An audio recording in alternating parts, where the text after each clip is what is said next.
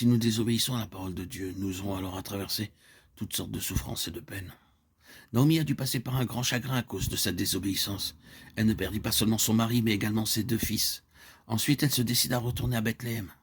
Puis elle se leva, elle et ses belles-filles, afin de quitter le pays de Moab, car elle apprit au pays de Moab que l'Éternel avait visité son peuple et lui avait donné du pain.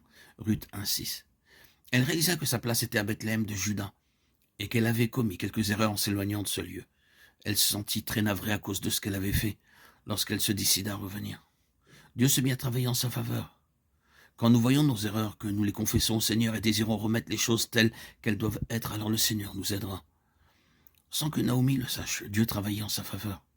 À cette époque, elle ne pouvait entrevoir aucun événement heureux lui survenir. Elle disait, « La main de l'Éternel s'est étendue contre moi » Ruth 1,13b. Elle aurait dû reconnaître ses fautes et sa faillite, plutôt que de blâmer Dieu à cause de ses souffrances.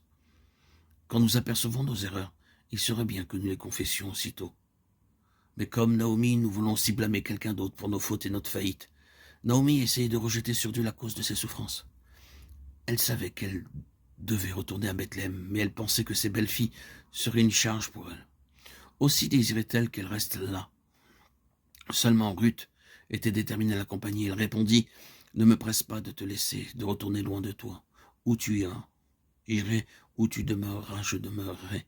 Ton peuple sera mon peuple, et ton Dieu sera mon Dieu. » Ruth 1,16. De façon ou d'autre, Ruth avait entretenu en elle un désir intense d'en savoir plus au sujet du Dieu vivant et vrai. Elle n'a pas accompagné Naomi pour obtenir quelques avantages de ce monde ou la prospérité matérielle. Elle savait qu'en l'accompagnant, elle devait travailler dur pour s'occuper de ses besoins et aussi de ceux de sa belle-mère. Par quel moyen elle avait réussi à savoir quelque chose concernant le Dieu vivant? Il est possible que son mari lui en ait parlé, car elle dit « Ton peuple sera mon peuple et ton Dieu sera mon Dieu ». C'est dans cette seule intention qu'elle désirait se rendre à Bethléem.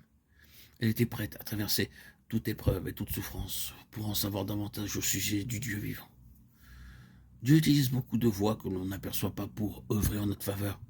Naomi pensait que ses 2 belles-filles seraient une charge pour elle et qu'elle ne pourrait pas s'en occuper. Elle fit de son mieux pour les persuader de ne pas l'accompagner, car elle ne désirait pas porter une charge supplémentaire. Naomi pensait que ses belles-filles ne pourraient en aucune manière l'aider. C'est l'impression qu'ont certaines mères lorsque des filles leur naissent. Elles espèrent avoir un fils et prient à ce sujet pendant des mois. Elles sont très heureuses quand un fils naît, mais si c'est une fille, elles sont malheureuses pendant bien des jours, quoiqu'elles ne le disent pas ouvertement. Elles pensent que le Seigneur a commis une erreur en leur donnant une fille au lieu d'un garçon.